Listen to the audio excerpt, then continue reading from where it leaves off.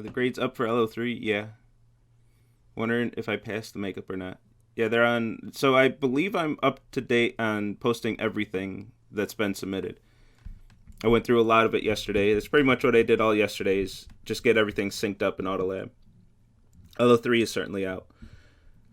And then makeup interviews. Those of you who have already used up a few interview opportunities, the ones who your next step is interviewing with me, I'm going to start sending out those emails shortly here. And just a heads up, only 23. Well, the people who need to hear that aren't even here anyway. I ain't even going to bother. If the students are that far behind who failed multiple interviews, I'm not going to bother. There's no way they're showing up to lecture at this point with only 23 viewers. And it should go up in the next few minutes. I think a lot of people don't log in until 150, so I'm not panicking yet, but it's only been going up to like 50. Yeah, Maze Solver's tricky. Oh, the extensions for Maze Solver are out too. I posted that on Piazza though. I don't think I did post the LO3. The LO3 grades are out on Piazza. Test the Maze Solver expansion with 10,000 by 10,000. Nice. Tested. I'm assuming it worked, right? If that worked, that's awesome. Did you solve the maze too? Did you watch your algorithm go through the whole thing at 10,000 by 10,000? You might want to increase the velocity more than 5. If you do that, the speed rather, by more than 5. What's up, Mango Mutiny? Bites up. Feel bad because you're behind on LO5. If you're behind on LO5, that's nothing to really worry about. I'm worried about the students who are still behind on like LO2. Those are students who are really concerning me. Most of them resign the course, but there are still some students still in the course who don't have LO1 yet, and I don't know if they're just submitting to failure, but that's concerning. I'll be emailing them, anyone in dire situations, pretty soon. If they're in a dire spot and they haven't resigned, I gotta let them know that they're on track for an F. And at this point, I don't know if you can. I don't think it's possible to catch up if you're that far behind, if you're on LO1 still.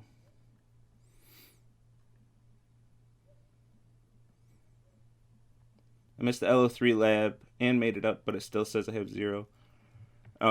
It's possible you failed the makeup. Did you look at your feedback? Do you have updated feedback for that? But we can talk about that offline.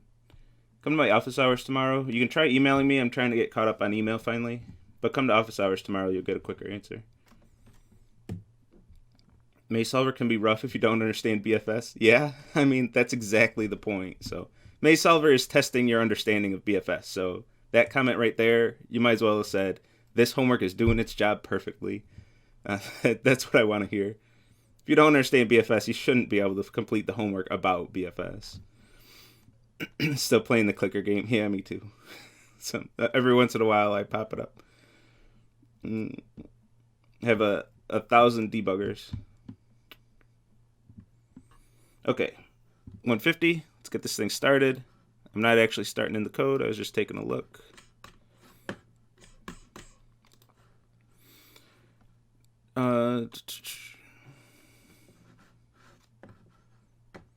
Get velocity seems just annoying. Get velocity it's not hard though.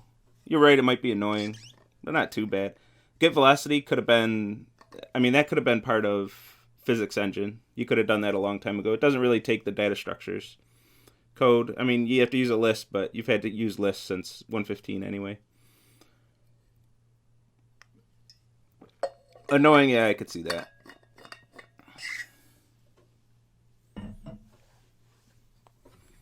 But we need that method, like that. Maybe I could give you the get velocity method, since it's not really about data structures.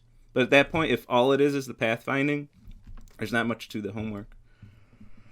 I don't want to give the majority of it away. Should I demo my TA with randomly generated mazes? Yeah. So if you did the expansion objective, demo that to the TA. And it's on you to bring that up. the TAs won't ask about the expansion objective, but if you did the expansion objective, make sure you at some point during that interview say, hey, I did the expansion objective, I gotta demo this to you. And they'll be like, oh cool, expansion objective, let me see it. And then when they submit the form to me, they have a way to say, hey, they did the expansion objective, and then I can give you credit for that.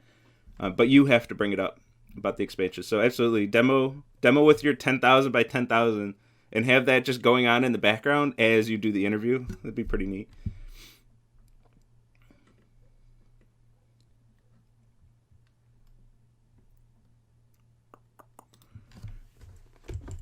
My computer would crash. Yeah, don't take so much resources away from Zoom that it can't do the call.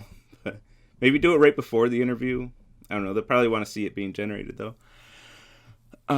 They should want to see it being generated. It kicks you out of the interview. Sorry, IntelliJ needed all my maze generator needed all my bandwidth. So the lecture question today, we're continuing WebSocket servers. So all the questions, I'm going to ask you to build servers. I'm not going to ask you to build clients. But we will talk about the clients. You will have to read code with clients. So on next Thursdays, not next Thursday, but the following Thursday when we come back from break, that quiz is going to give you server and client code. And then they're going to send messages back and forth. And I'm going to ask you, after all the messages resolve, what's the state of the system? Questions like that. You will have to read client code. But all the questions that I make you write, you're only going to write server code. Mostly because it's harder to test. I could do it in AutoGrader, but how do I get you to test? I don't know. I just don't do it. I just don't ask you to. So for this one, build an echo server, which just echoes text back to whoever sent it. So you're setting up a socket server that listens for the send back message. And then a client is going to send you that send back message, and you have to respond with a message of type echo. Send back contains text, and send back an echo containing the exact text that was sent from the client. So you're just, somebody says something to you, you just send it directly back. Quiz, yeah, by quiz I mean the lab. I mix those up. Because the lab is basically a quiz, so I use those terms interchangeably sometimes. To stay consistent, I should call it lab all the time in lecture, during lecture. Yeah, no lab next week. It's Thanksgiving. Your lab is to go eat some delicious food. So we talked about actor systems, which are kind of taking a back seat for now. They'll come back when we do the clicker assignment. And we've done the WebSocket server part, though we will see another server. I'll go to the code and show you the full chat app and how we get all the messages passed through that. And we talked about the web front end last time, how to write some JavaScript to interact with the server, send messages, and receive messages. And now today we want to talk about the desktop front end and how do we write a desktop client in Scala. And for this, you're going to use another library. So I told you last time that we have 3 different Socket.io libraries. So this is different than the Scala library that we used on Monday. This is going to be another Socket.io library, which is going to be for the client side. So we have one for the server and one for the client. And we're going to see today that this is a very similar library. It's still Socket.io. It's still the same developers, the same team who made this library. And they followed mostly the same standards as much as they can. And then the only differences are because it's in Scala and actually Java, as we'll see, that things are a little bit different. But mostly the same protocols, the same method names, a lot of the same structure. So if you're not using the examples, pom.xml, the one from my repo, make sure you add this one to your repo, get it in, run Maven, get it installed, do all that goodness. Write code to create Thanksgiving dinner. Yeah, maybe that'll be the next thing, along with microwave and calculator. Maybe I'll have an oven that'll cook a turkey. Or you can microwave your turkey. We kind of did that assignment. So with this library, here's a setup. And I'm not going to spend too much time on this Scala client, socket client, because it's mostly just syntax. There is a bit to unpack right here that I'll talk about. I'll spend a while talking about that. but most of the rest, it's syntax that we've seen, it's structure that we've seen before. So import the library, anything we need from the library. Set up the connection, connect to the server. That gives us a reference to the socket for that connection. And then actually tell that socket, hey, connect to the server, set up this connection. To respond to messages, we're going to use this .on method just like we did in JavaScript, except we're going to use the object-oriented programming flavor like we did on the server. So socket.on, the message type that we're going to receive. In this case, we're going to receive some message of type ACK, which goes along with our server from Monday, where we sent it some message and it responded with ACK. I received your message that said whatever. So we're expecting a message of type ACK, and it's going to contain string data, some data as a string that we're going to need to respond to. Is there any reason for the naming ACK? So I just chose that. That can be anything you want it to be, as long as your server and client, as long as you have the same string coded on your server and client. So if your server is sending a message of type whatever you whack on your keyboard, as long as you whack the same keys on your client, that's fine. And more directly to answer your question, it stands for acknowledge. So this is a common networking term. ACK just means I acknowledge that I received your information. We just abbreviate it ACK, ACK. Because acknowledge is just too long to say, and we're computer scientists, we're pretty lazy. Any way we can cut anything down, we're going to do it. So ACK instead of acknowledge. So for this, we need an object, and that object has to extend this emitter.listener class from the library, from the Socket.io client library. As long as we extend that, which has this method call, and we implement that call method, then we can use that as a listener that's going to respond to WebSocket messages of particular types. So whenever whenever we receive a message of type ACK, we're going to tell this object, hey, we got some data, call its call method with the data that we received by calling its call of object star, which is the thing we really have to unpack. What the hell is this object star? But whenever we receive a message of type ACK, whatever the content is, that's going to be in this object star. And we're going to call the call method. So this is the code that's executed every time we receive a message of type ACK in this client.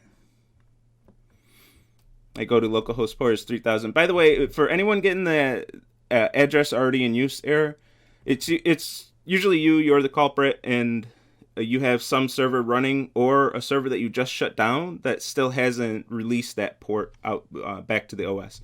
If you can't get rid of that problem though, just change the port number. Go to 3000 like P does, go to 8081, 8082, just change that number to another port number, and then you'll be able to, and then make sure you change your client to that port number as well when you connect. Make sure you change the port number on the client and server, and then you'll be able to run that again. Sometimes, like if you, in IntelliJ, for example, you're running some server.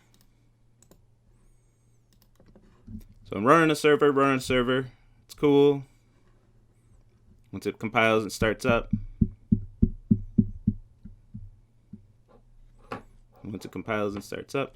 I don't have much time outside of office hours. Can you not make my office hours? Or do you just want more? Depends what you're asking to. You can try sending me an email. I'm trying to get caught up on everything this week. So it might be a lot quicker with email at this point. So here I have the server running on port 8080. And you got to click this stop button to shut down the program. And then it takes a little bit to relinquish the port. If you click this X instead, and you do, say, disconnect. Oh, you can't see the pop-up box. But I have choices, terminate, disconnect, or cancel. If you choose disconnect, that server is going to be running in the background, and you can't access it through IntelliJ anymore. It's not going to go away until you restart your machine. So if you do something like that, you might have that port jammed up until you restart your machine. So at that point, change your, either restart or change your port number on server and client so you can continue doing testing. And then make sure before you submit to Autolab, make sure you put it back to 8080.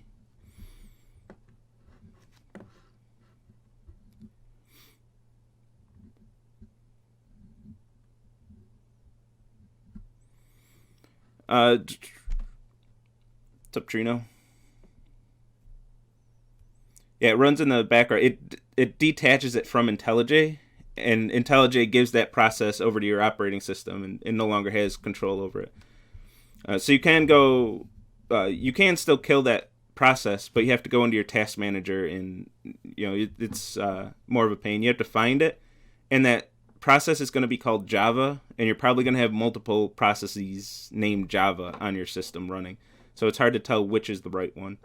You just got to start killing processes and hope it's the right one. I've done that before because I didn't feel like restarting. It's a dangerous game. It's a dangerous game. 8080 is, that's just it's one of the common numbers that we choose in web development for testing.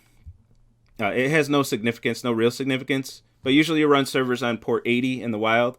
So some web developer at some point just said, well, for development, for testing purposes, we're just going to do 8080 and use that as the port number. There's no real significance. It's just kind of a convention. That's what we use. But since that's what I say in the lecture questions, I say run this on port 8080. You have to, because that's what my autograder grading script is expecting. It's going to run your server, and then I have clients that are going to connect to port 8080. So you have to for the assignments. But why 8080? I just chose that because that's common convention. And we don't use port 80 for testing because you probably already have something. You might already have something running on port 80. That just is asking for problems. And OSs usually lock down port 80. Sometimes it's port 8080 is almost always going to be available though, unless you're blocking it. All right. Anyway, let's get back on track here. So we're gonna call this method whenever we receive messages of type ACK, and we have to deal with this object star.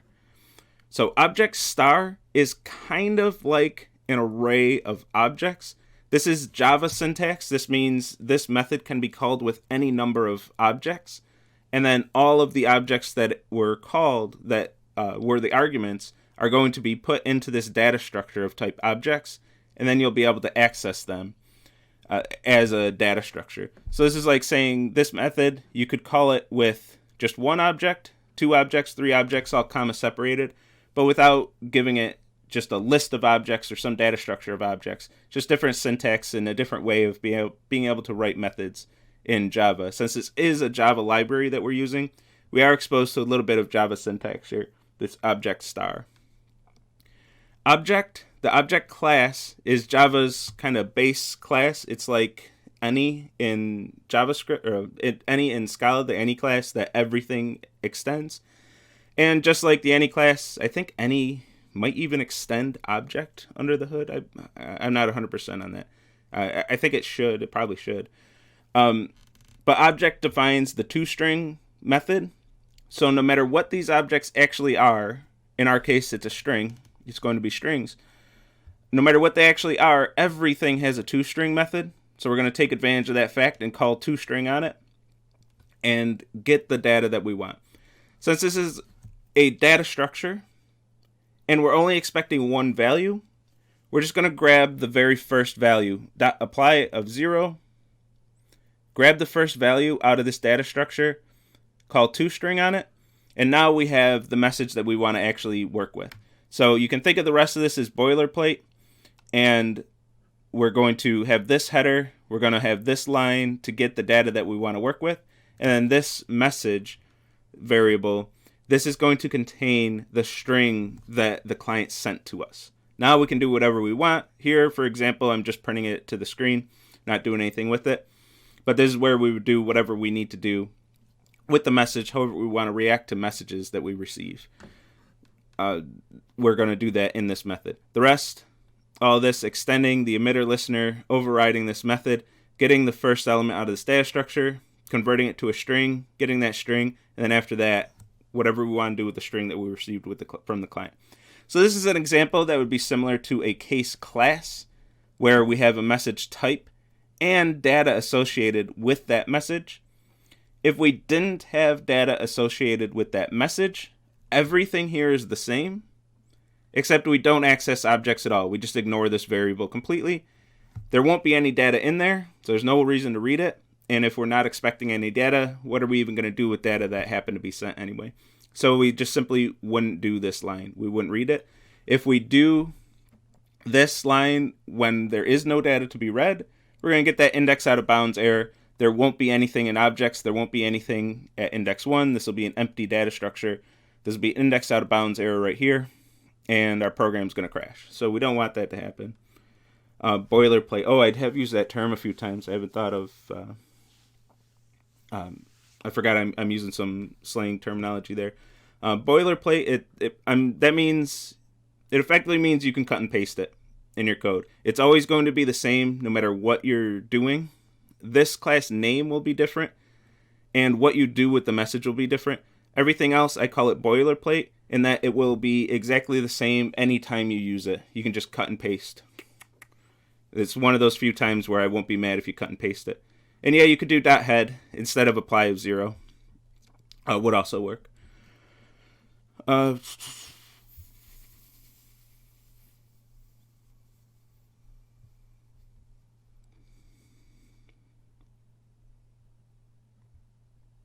Star seems very convenient. It is there's a case I actually came across something I was writing where I needed to use this star instead of passing a data structure. I can't remember what the exact situation was, but it is convenient in certain situations. In most cases, you would just say take a list of objects instead of object star. But there are certain cases where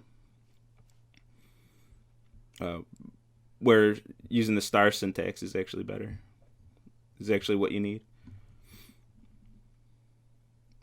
Looks like it's inherited from C. Oh, the syntax, I suppose, but it doesn't mean a pointer to an object. Well, I guess in C, pointers can be used as arrays. So yeah, you can also put parentheses in index. However you want to access the first element of this data structure. I don't care how you do it. I happen to do apply of 0. I don't know why I chose that. That's just what I did when I wrote this example. Everything's a pointer if you're brave enough. Yeah, if you're writing in C, yeah, absolutely. And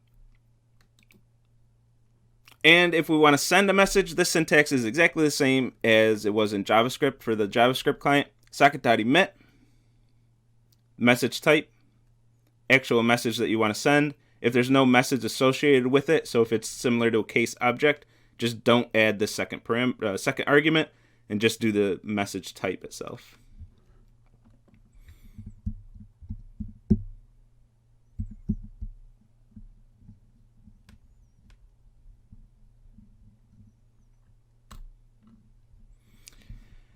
One more caveat. I mentioned this because you're going to see it in some of my code, and you'll see it in the chat example today. But I won't ask you to do this. In the clicker assignment is the only place you would have to do this, and I give the code to you.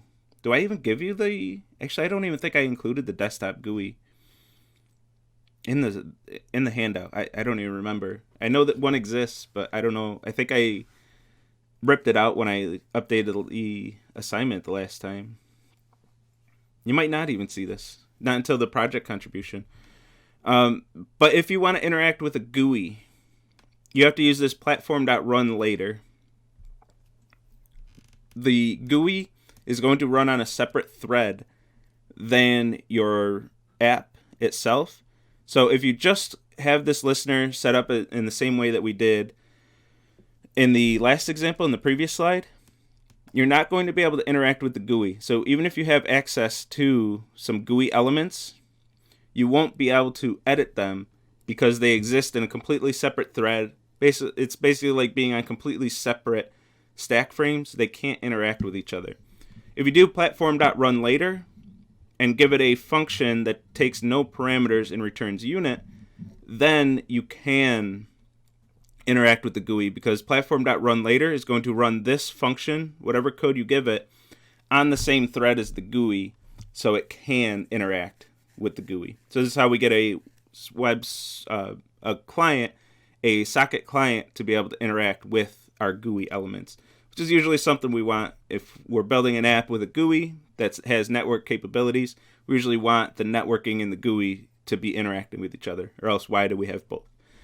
So this platform.runLater, I'm also showing you, kind of really overloading this slide, mostly because it's stuff that I don't ask you to really do, for what it's worth. Maybe I should ask you to do it, but anyway, this platform.runLater takes a oh, I'm sorry, it doesn't.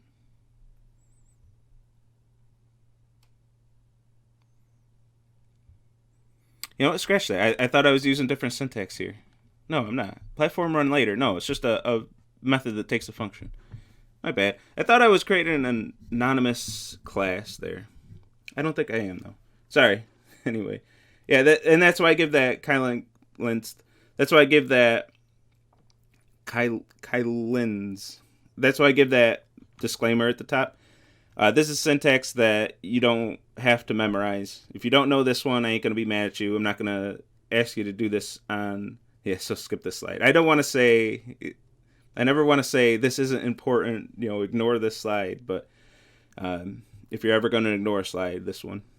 But you're going to see the syntax, and I don't want you to get scared when you see this. Like, what the hell is this platform.runLater? That means we have code that's interacting with the GUI.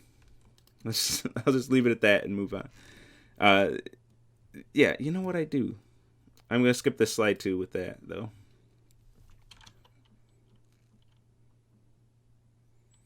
Yeah, I do use an anonymous class. All right, so I wasn't crazy, but I was wrong in thinking that I was crazy. This doesn't take a function. It takes an object that extends runnable. So we're actually doing inheritance without the inheritance syntax. I'm going to skip it now just because if anybody's interested, ask me in between the lectures. But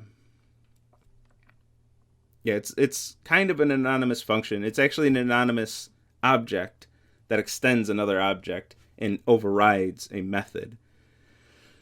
But you know what? I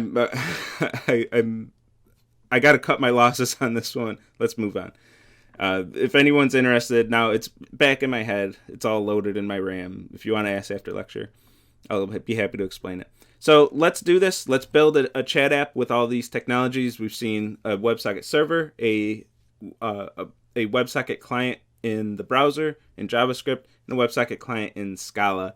So let's combine all three of these and build a chat app. All the code is waiting for you in the repo if you want to check it out. I just pushed an update right before lecture. So if you want to pull the latest code, I use this chat app just for an example, and then I wasn't sanitizing my inputs, which even for an example that's not deployed out there on the internet, that just sends a bad message. So I sanitized my inputs and then pushed it. I actually recorded the 199 lectures about security using this as an example. I didn't go through the code, but I was talking about sanitizing inputs, and so I updated it to sanitize my inputs for that example, and then I figured, well, I better share this with the 116 class as well, since it's the proper way to do things. So there's that update that you can pull, and let's talk about the chat app, how we're going to design this, and then we'll go to the code. Never, never, never believe the client. That is true. Never, ever, ever. Never trust your clients, ever. I'm glad that lesson resonated. So this is our structure for the chat app. We have all the pieces that we have from the previous diagram, except no actor system. There's no actors involved with this. This is a pure WebSocket demo, and there's some SQL. We don't have to dwell on the details since I haven't covered that in lecture yet, but we will have some SQL for a database. So let's run through an example of this chat app in action. We run the chat server. It's going to be listening for WebSocket connections on port 8080.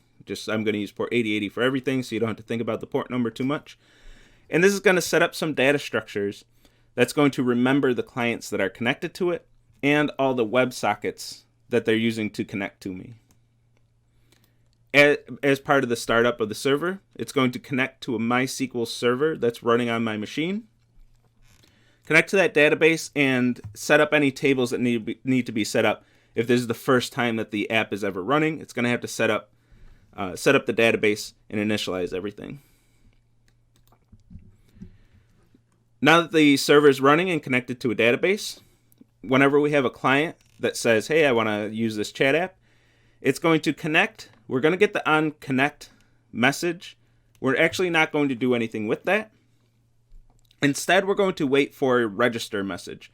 So instead of just saying, hey, this client has connected and doing something with that information where we'll have the Websocket, we're going to wait for this register message, which the client is going to send as soon as it starts up. It's going to send a register message containing their username. So for this chat app, we want to know everybody's username. So we wait for this register message, register this username to the chat server. So the client is saying, this is who I am. The chat server is going to remember who that person is. And this is the important one of the important parts for your clicker app is you have to remember who these users are when they connect. So when they connect, and the clicker server uses a similar thing, users are going to register their username. You have to remember that username is associated with that socket. So whatever data structures you want to set up to remember that information, probably a map or two. I'm going to use 2 maps for the chat app here.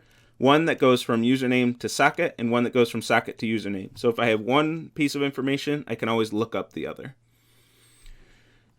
And then I'm going to ask the database, hey, give me all the chat history. And then I'm going to send all the chat history to that newly registered client. So as soon as a client sends their username, I'm looking up all of the chat and sending them all of the chat history in this chat history type message of type chat history, containing a big old JSON string with all of the messages that have been sent so far. And yeah, JSON's making a comeback here. When the client receives this chat history message, it's going to parse all the JSON and render all that content. So the human being looking at interacting with that software, that client, is going to be able to see all the chat and read all the chat history. So the important part here, the whole reason why we would have networking and a server and everything is so we can have multiple clients. Chat apps are pretty boring when you only have one user. So we can have multiple clients connected simultaneously or concurrently, and they can all communicate with the chat server at the same time. This is where our event-based architectures comes in. This is where our concurrency comes in, that we have code that just reacts to events, in our case, messages, and our chat server can listen to all clients simultaneously. We don't have to have a sequence of code, run this line, then run this line, then run this line, then run this line. Instead, we just have chunks of code that are called when certain events occur. We have chunks of code that are called whenever we receive a message from a client, whenever we receive a new chat message, whenever we receive a register message. There's certain code that just reacts to that, to those messages, and we don't care about the order of that we receive those messages. I guess we care, but we don't have to code that. We don't really have to think about that in our development process. We don't have to say do this, then do this, then do this. We just say when this happens, do this, and that's the core of our event-based architectures that we're seeing. So new clients register their usernames, update the data structures, send them, connect to the database, send them the chat history, and then with all the clients connected, they can all send us messages of type chat message containing the chat message that they want to send. And this is going to contain only their chat message, only what they type into chat. So we need, when we receive these chat messages, we have to use our data structures, look up their username, figure out who sent this message based on the socket, and then talk to the database, submit that chat message to the database, and also broadcast that new message to all clients. In the message of type new message, we don't want to send the entire chat history every single time a new message is added. We're only going to send the most recent message that was received, and we're going to broadcast that to all users.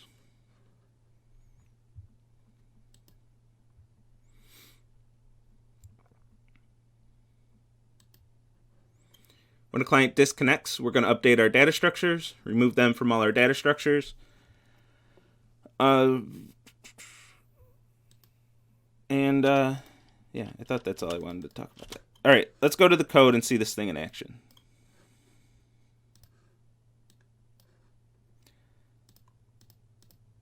So let me fire up my chat server first. You know what, I'll fire it up, but then walk through this.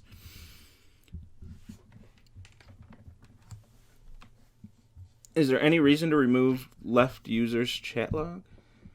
I didn't remove anyone's chat log. I just disconnected them. So in these data structures, where I'm looking up, if I have a username, I can look up their client or their socket, and if I have their socket, I can look up their username.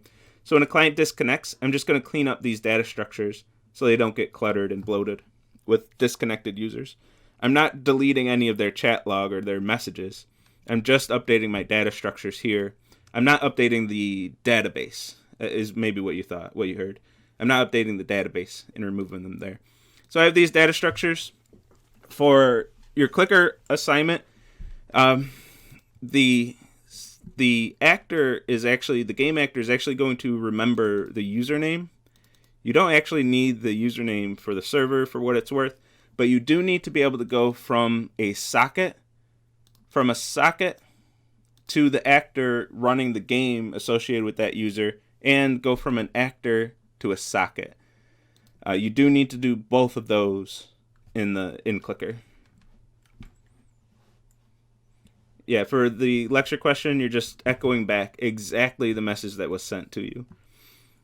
So you don't have to do any processing with that message. Just echo it right back to them. Don't worry, Friday's lecture question will be a bit more challenging. You'll have to do quite a bit more. Friday's lecture, it's already posted actually, but it's to write a DM server. So we do a chat server in lecture, and then you'll be asked to do a DM server for Friday's lecture question. We react to 3 different events. When users disconnect, we're actually not reacting to the connect at all. We will receive the connect events, but we're just not going to listen to them at all. We have no listeners that are going to execute code when that event occurs. So no connect, but on disconnect, we want to clean up our data structures.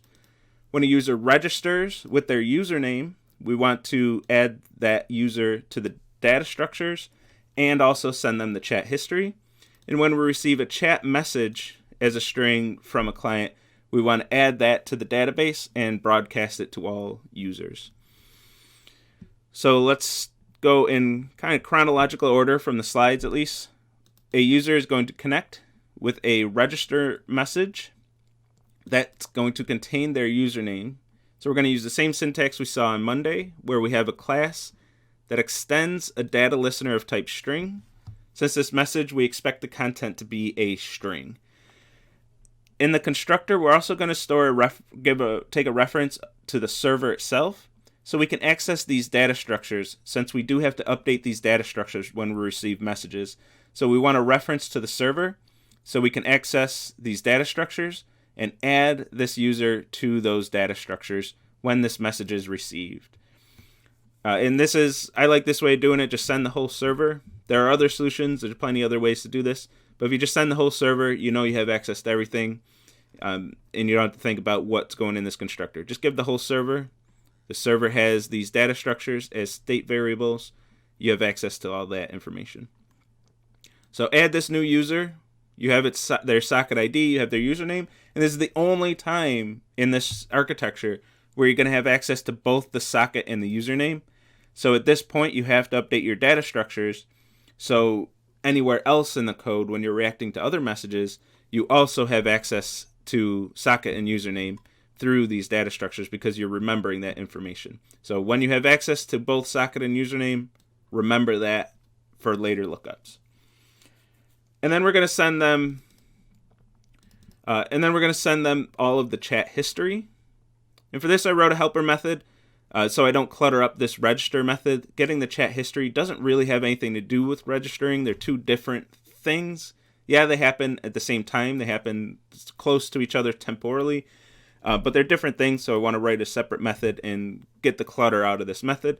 So I have this chat history JSON method, which is there's a little bit going on here. Well, actually, let me talk about the disconnect listener first before we go down that rabbit hole.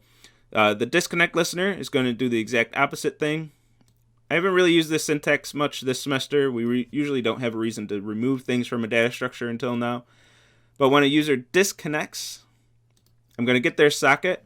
I don't have access to their username, so I'm going to look up their username as long as they are in that username data structure.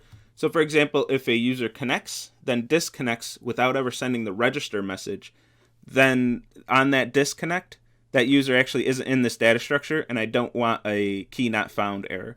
So I'm going to check if they actually did register their username, then I'm going to pull that username and remove the username and socket from the appropriate data structures, and just send a message that they disconnected.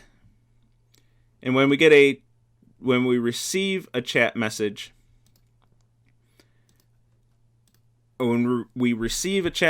same thing, look up if they are registered, if their username is registered, then pull their username, give a little message, a log message so I can see what happened, add that message to the database, and then use our broadcast operations like we saw on Monday, very briefly, I believe on Monday. But since I have a reference to the server, and that server has access to this get broadcast operations, what this does is sends a message to all connected sockets. So I'm going to send this message to every connected socket, send a message of type new message, and send a JSON string of that message, and sanitizing my inputs, making sure I'm escaping HTML, so I'm not vulnerable to HTML and JavaScript injection attacks. So I'm going to send that JSON string to everybody who's connected as a new message event, or a new message, I guess, which is an event.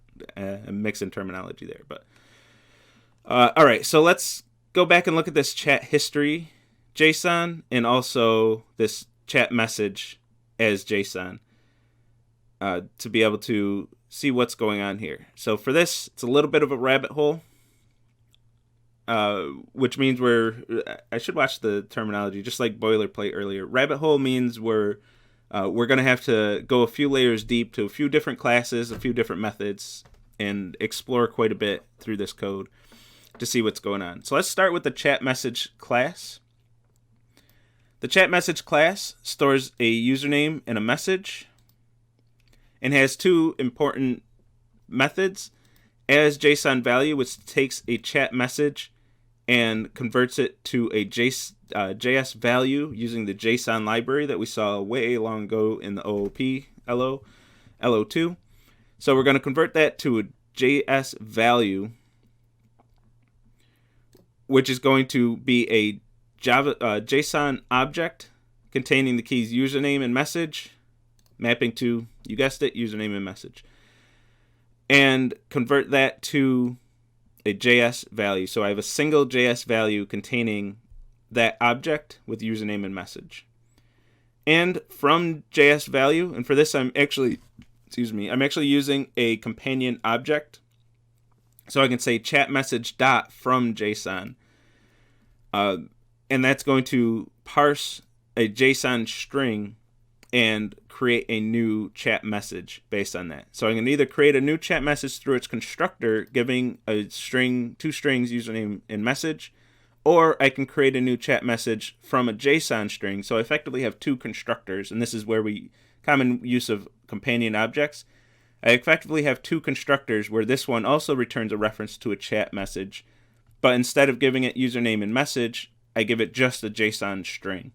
So I parse the string, get the username, get the message, and then call the other constructor with username and message and return that. So I have two different ways of creating a chat message. I either do new chat message of username message, or I do chat message dot from JSON with a JSON string.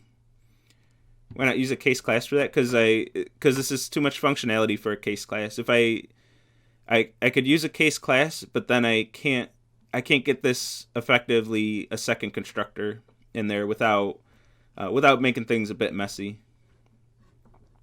So I want to, and I don't really use any of the functionality we would get from a case class.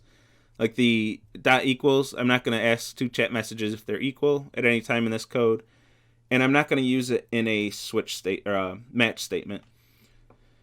So I just don't need that functionality, and it would be cluttering up a case object, a case class, to be able to get a case class. I'm not even sure. Can you do a case class with it, a companion case object? I'm not sure if that's even something we can do. You can? Yeah, maybe I should do that then. And then I'd get that extra functionality if I need it. So yeah, that'd be an option.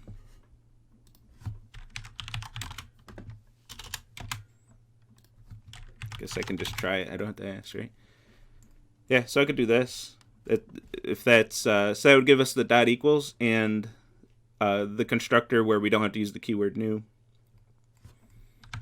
I'm not gonna, just in case it breaks something, I don't want the demo to break right in the middle. All right, so that's what a chat message is. And to get I guess this rabbit hole isn't that deep. It's only one step deep. So we can, to get the full chat history, oh yeah, the chat database, I forgot about that. We also have to go to the chat database. We haven't really talked about SQL. You've done SQLite in 1.15, so you've seen a brief amount of SQL. We're actually not going to use more SQL than that, but we're using MySQL instead of SQLite, so slight differences.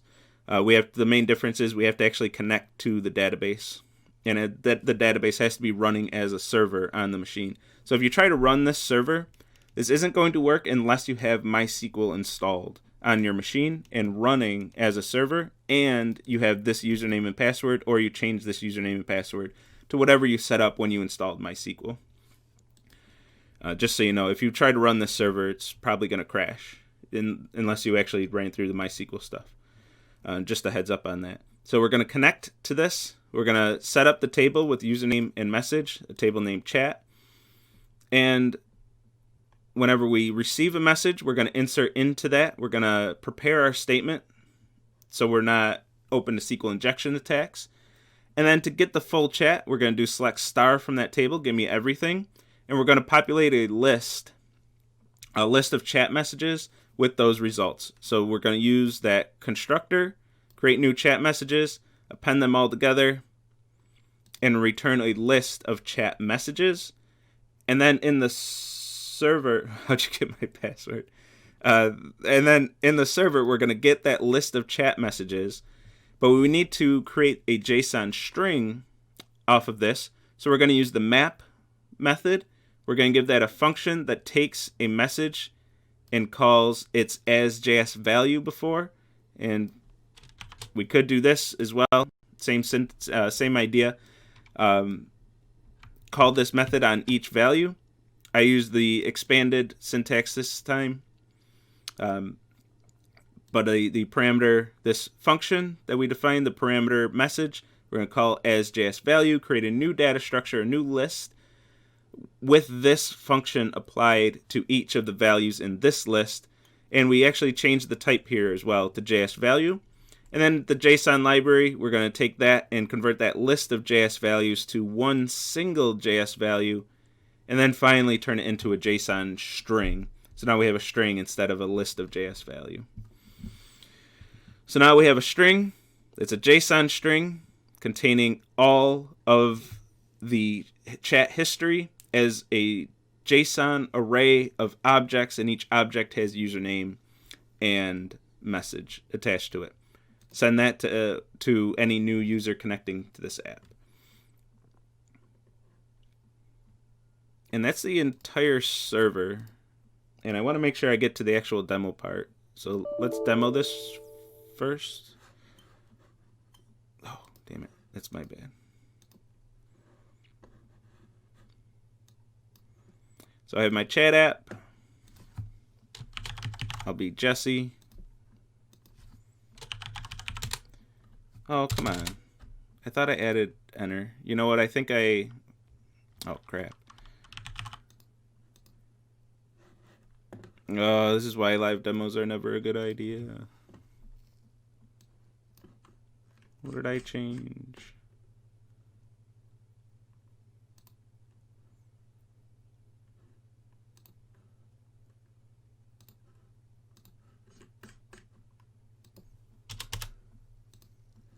password is even weaker than in the repo.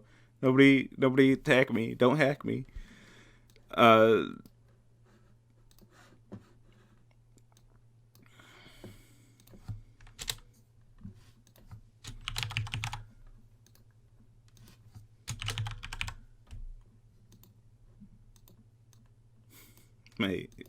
There's a good proof of concept. So here's my old message from when I was making sure you're just testing sanitizing inputs. Is that horizontal rule? Any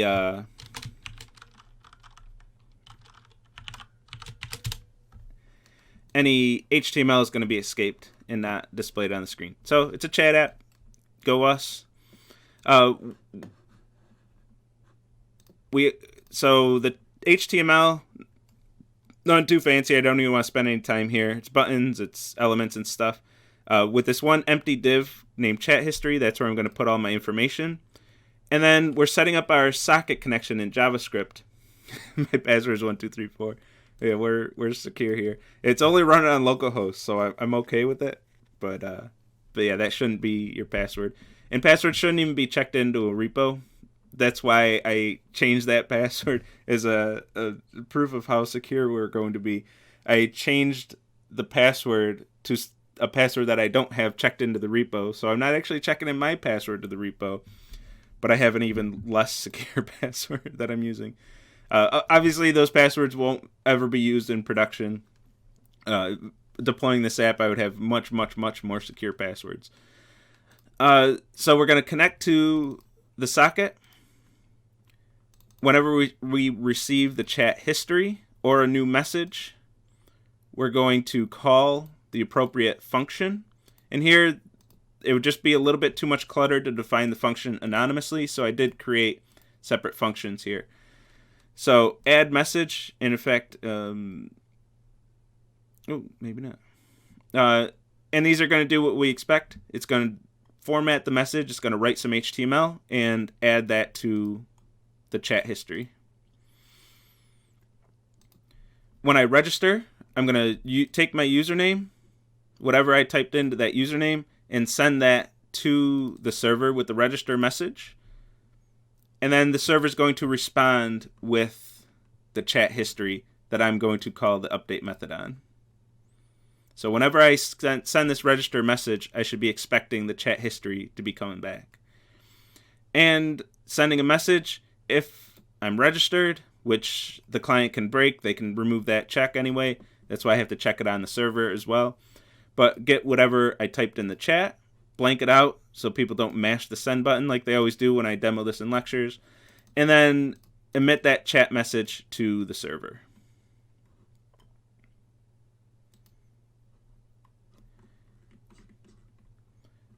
In the GUI client, we're going to do the same thing, except we're going to do it through a GUI. So we connect to our server, which used to be deployed. We're going to connect to the server. Whenever we receive messages of type chat history or new message, call the appropriate listener, create these listeners, and call them. So update chat is going to append that value to the chat history. Parse the JSON. I forgot to mention that part in the JavaScript. JavaScript, you just do .parse, and it's fine. Here we have a little more work to do. We're going to have to parse through that new message. And if we get the entire chat history, we have to parse through this and iterate over all of the JS values that we parsed. So I'm going to parse that as a list of JS values, iterate over that list, and pull the username and message out of each one, and then append all of it to my chat history. And I'm using this platform.run later because I have to interact with a GUI. And then the GUI itself, which we really haven't talked about these yet. When we come back from break, I'll talk about them at the very least briefly. So let's run this client. And the big thing I want to highlight here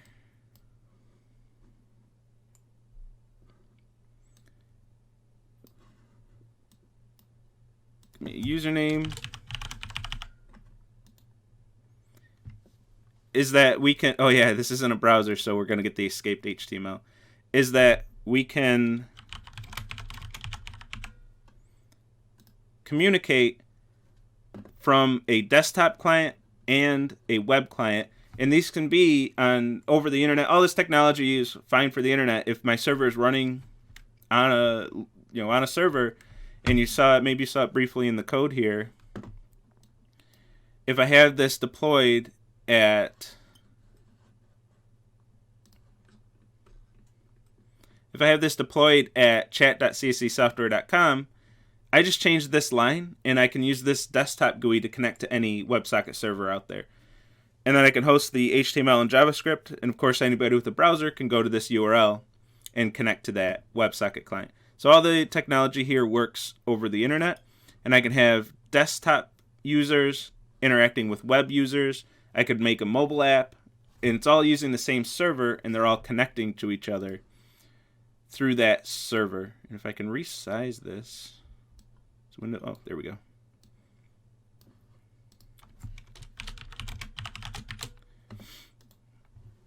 And since we're looking up the username based on the socket, I have two different socket connections here. Even though I'm on the same machine, I have two different socket connections. So I can look up my data structures and tell who is sending this message. Even though I'm not sending that each time, I can still get my proper username.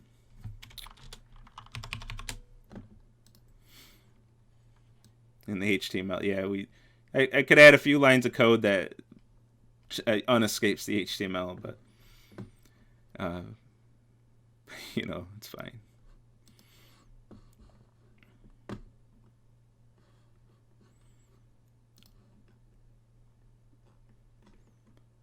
I think that's... Oh, we're 4 minutes over anyway. I think that's everything I wanted to talk about, but we're over time anyway. Of course, if you ask during this 20 minutes, I'll talk about whatever. Yeah, I like this. I like this content too. I was actually thinking of completely cutting all this content. I mentioned it to my TAs, and they all agreed with you. They're like, "No, you can't cut that. That's the most interesting part of the course. That's where we actually start building stuff." I'm like, you got a good point. If the whole course is just here's LOP, here's FP, here's some data structures, that wouldn't be super interesting. That's just a lot of it's a lot of critical, important computer science stuff. But this is the one where we really get to do cooler stuff. So I still want to go down to 4 learning objectives, but I'll take this content and roll it into the functional programming, and possibly only do WebSockets. With actors, I just can't do anything really interesting with them. There's nothing where I shouldn't say nothing, but I haven't thought of an app yet where I can't do it unless I use WebSockets. There are certain apps where it's simpler with actors. There are some certain things that are easier with actors. They're easier to wrap your head around and visualize if you have this kind of natural message passing architecture to your idea. Building it in actors makes sense.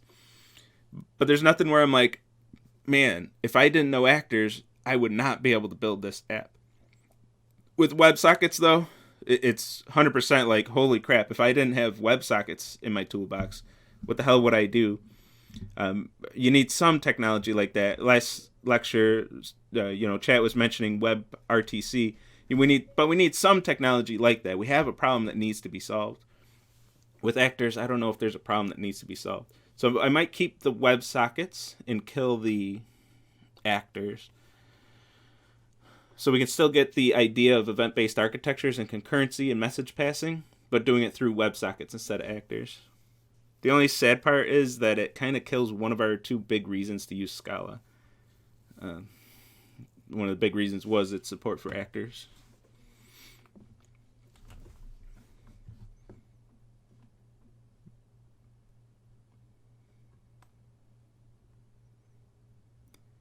Situation I have now is I have makeup interview LO3, and I have a grade of... Okay, I still got 0.0. I want to know, is there any other makeups? There'll still be more makeups. If you're at the end of the semester and you're only missing a few things to pass the course, I'm going to work with you and going to give you more opportunities, at least during the final exam. If you're not even close, if you're missing LO, like all of LO 3, 4, and 5, then I might just say enjoy your F. But it sounds like, I'm guessing you're not in that situation. If you're just missing 1 or 2 out of the 15 bullet points, I'm going to work with you. You'll get more opportunities. But if you're super far behind, yeah, I already said it all.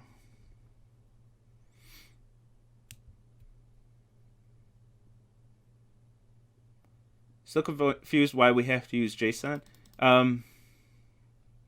Try doing this without using JSON.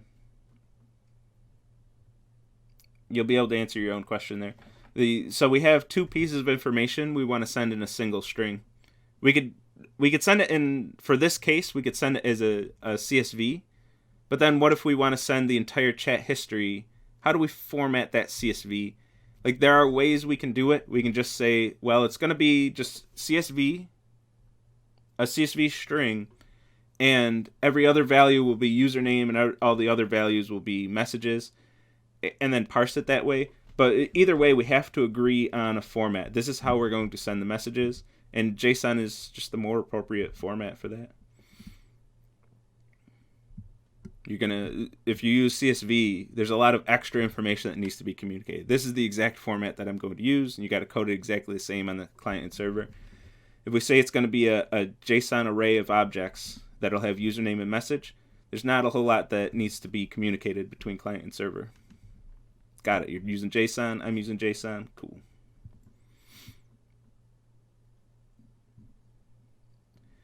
I love to see lambdas. Lambdas get used to seeing, though. I didn't like them for a long time. Takes a while to get used to them, what these are. Yeah, you can use a DFS for the maze generator. We don't really... DFS technically isn't part of the course. You can use one. You don't have to use one for maze generation either. But the link that I give does recommend it. But you don't have to. You can homebrew your very own algorithm to do maze generation if you want.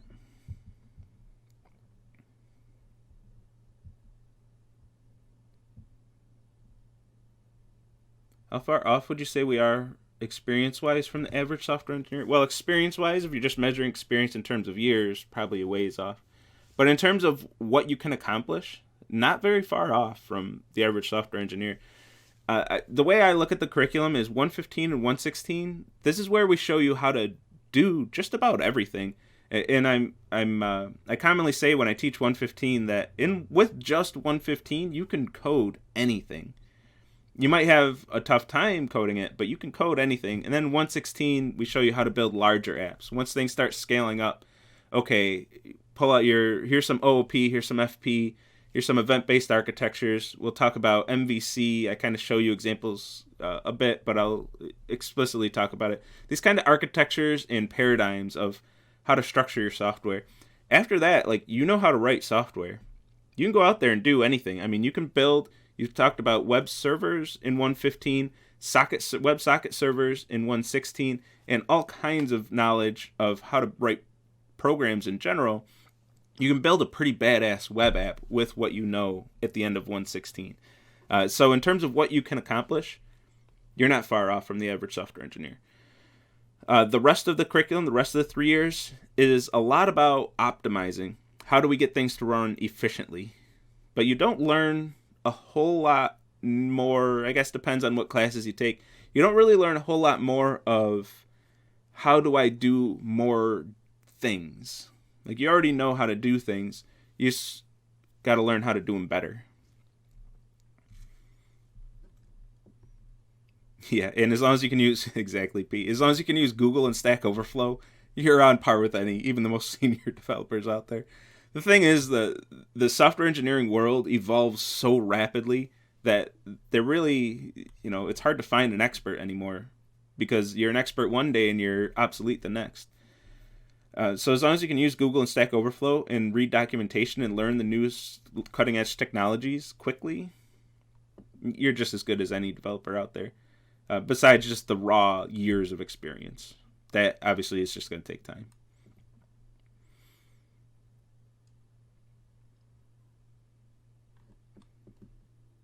I'm pretty far behind on chat, so let me get it on screen here.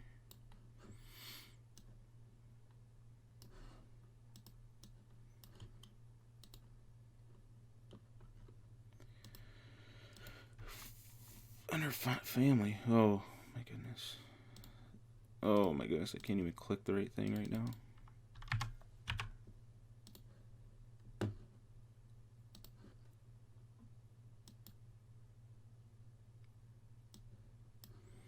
Wasting time, Jesse. Type the right thing.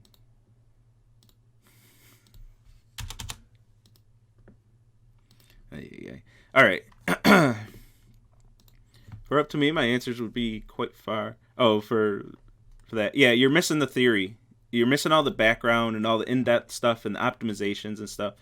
Like, for example, I have a course, CSE 312, about developing web apps.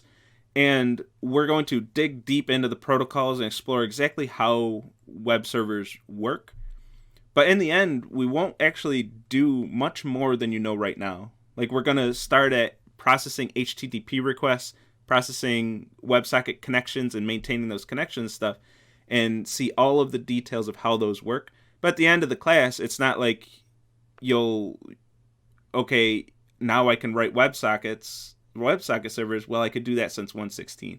So in terms of what you can accomplish, but yeah, you only have a surface level understanding of it all right now. You won't have that deep understanding. You won't be able to optimize. You won't be able to really debug at a really deep level. You'll just be able to do surface level debugging. So there's a lot of that kind of experience that you still need to get. But you can do stuff now. Like, you can make a WebSocket server just like somebody who took 312 can. Theirs is going to most likely, I would hope anyway, run a lot smoother. But it's not like they can write WebSocket servers and you can't. You can both write WebSocket servers. You just might not understand what's happening under the hood.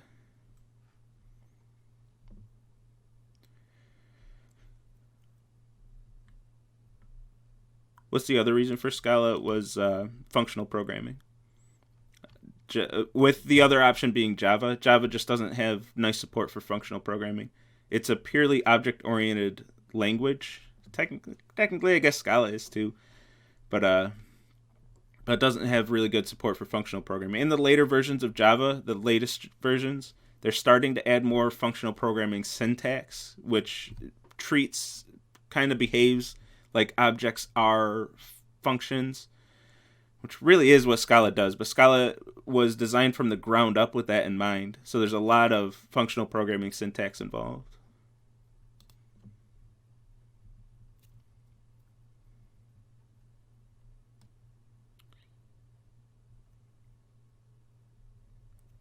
Why not show off a distributed actor system? I mean, I'd like to. Problem is, it's only... how come I get these every... Why can't I ban you? How come I get these every lecture now? I gotta get a bot that filters this crap out. Why not show off distributed actor systems? Maybe someday. The problem is that with doing this in 2 weeks, I already lose quite a few students. It's already tough. I don't want to just absolutely crush the class. We're already down to 29 viewers right now. A lot of students resigned. I just don't know if I can be adding more content to the course. But it'd be fun. I would like to. And maybe I could even do that instead of website. I don't know if we can do that. But that would be cool. And it's still hard to justify. Like, still, what do we gain? That's great if your app is so large that you need a distributed system. But it's just not what we're doing in 1.16. It's just not the focus of the class. The focus is getting stuff done, not getting things done efficiently. And why can't I ban you?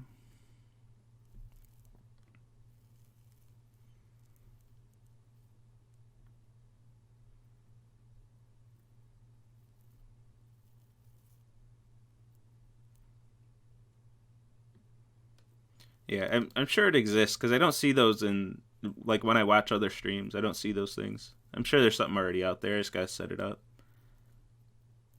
Yeah, no mods today. I had a mod that would watch every lecture, but we just had scheduling differences. Yeah, we've been modless for a while, but y'all behave pretty well, except the bots.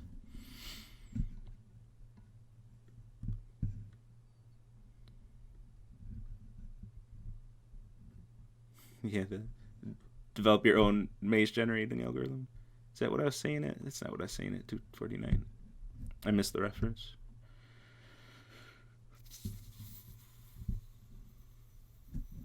Can we go over the Clicker homework demo? Friday's lecture is all about Clicker. Don't you worry. I go over the entire Clicker architecture and walk you through how it's set up and everything. That's Friday's lecture. I believe it's 100% dedicated to Clicker. Because I used to do Chat App and Clicker in the same lecture, but I moved Chat App to Wednesday so I can focus on Clicker all of Friday. Friday's all about homework help. Don't miss it. Be there. Yeah, there's a lot of truth to that. There's no real experts in this field. I mean, there are people who are experts in their area, but there's no like definitive software engineer who knows absolutely everything. It's just too big of a field and it's changing too rapidly. You have to specialize. You could be a specialist in some small area. Speedrun Clicker. I'll build something that's not a homework assignment as a speedrun. It would be fun. Stream some software development speedruns. Yeah, was that too big? I think that was a little too big. Oh, I did get to ban him. It didn't remove his message, though. That's weird.